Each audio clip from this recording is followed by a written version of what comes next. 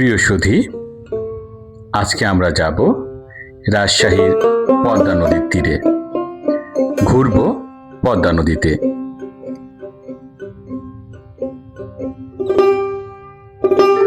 পদ্মা নদী রাজশাহীর কেন্দ্রে অবস্থিত।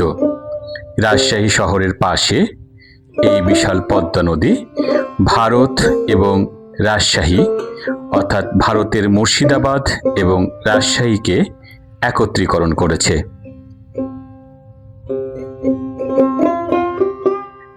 রাজশাহী শহরের সৌন্দর্যকে এই পদ্মা নদী বহুগুণে বৃদ্ধি করেছে। বাচ্চাদের আকৃষ্ট করার জন্য পদ্মা নদীর পাশে অনেক খেলনার দোকান এবং অনেক খাবার দোকান অবস্থিত। খাবার দোকানগুলো নিয়ে আমি কোনো মন্তব্য করব না, কারণ এর আগে খাবারগুলো খেয়ে আমার পেট খারাপ হয়েছিল।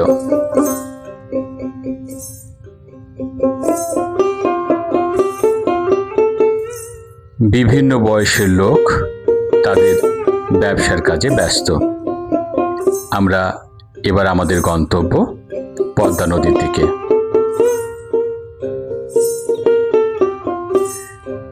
প্রতিদিন বিকেল বেলায় হাজার হাজার মানুষ পদ্মা নদীর নির্মল বাতাস খাওয়ার জন্য ভিড় জমায়।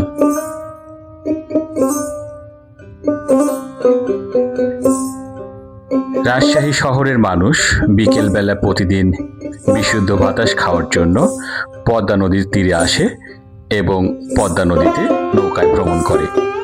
আমিও গিয়েছিলাম ভ্রমণ করার জন্য।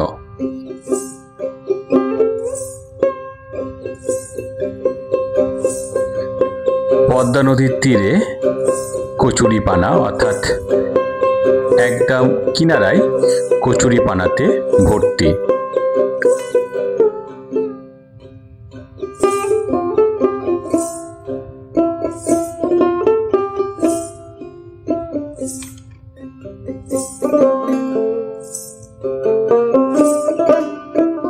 পদ্মা নদী যাওয়ার জন্য ছোট্ট একটি সাঁকো তৈরি করা হয়েছে, যেখানে সবাই সাঁকো পার হয়ে মেন পদ্মা নদীতে চলে যায়।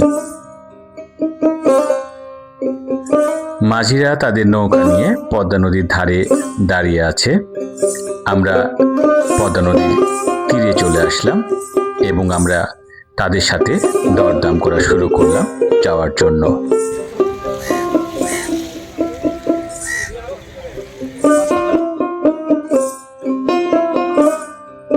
ভরা বর্ষায় পদ্মা নদী পানিতে টপটপ করছে এবং উন্মুক্ত পদ্মা বিপজ্জনক হয়ে উঠেছে।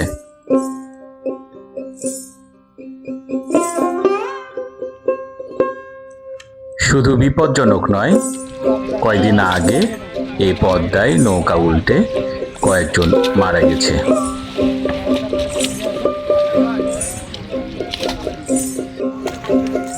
তাই পদ্মায় ভ্রমণ করা এখন মোটামুটি ঝুঁকিপূর্ণ। তারপরে সাবধানে আমরা ভ্রমণ করেছিলাম আপনাদের দেখানোর জন্য।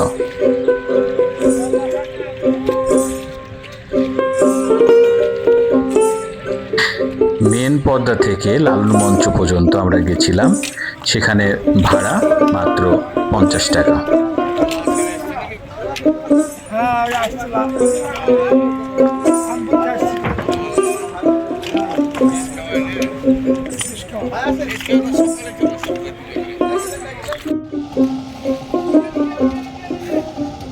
রাজশাহীর ভ্রমণবিলাসী মানুষ পদ্মার বুকে, উন্মুক্ত পদ্মার বুকে ঘুরে বেড়াচ্ছে।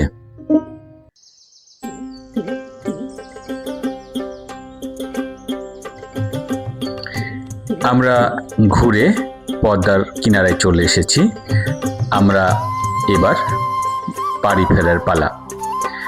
বাড়ি ফেরার পথে আমরা চা খেয়েছিলাম, অর্থাৎ পদ্মা নদীর পাড়ে এক চাচি চা করে, উনি বাড়ি থেকে তৈরি করে নিয়ে আসে। ওই চা তৃপ্তি সহকারে খেয়ে আমি বাড়ি ফিরেছিলাম। আমাদের এই ভিডিওটা যদি ভালো লেগে থাকে লাইক কমেন্ট শেয়ার করবেন। বাসায় বৃদ্ধ মানুষ থাকলে তাদের যত্ন নেবেন। সবাই ভালো থাকবেন, সুস্থ থাকবেন।